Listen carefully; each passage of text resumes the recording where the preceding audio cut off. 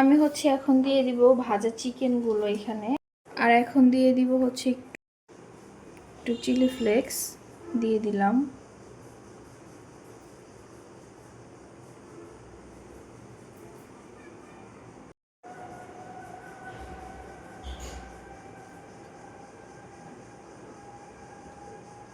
তো একটু স্বাদ বাড়ানোর জন্য দিয়ে দিব হচ্ছে সামান্য পরিমাণ চিনি।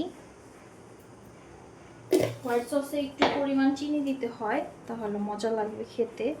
আমি এখন পাস্তাগুলো দিয়ে দিব। হোয়াইট সস বলে, পাস্তার মধ্যে চিনি দিলে একটু মজা লাগে বেশি।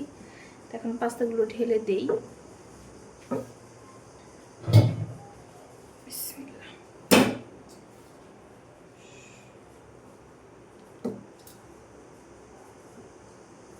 আমার প্যানটা একদম ছোট হয়ে গেছে, একটু বড় সাইজের নিলে ভালো হইতো।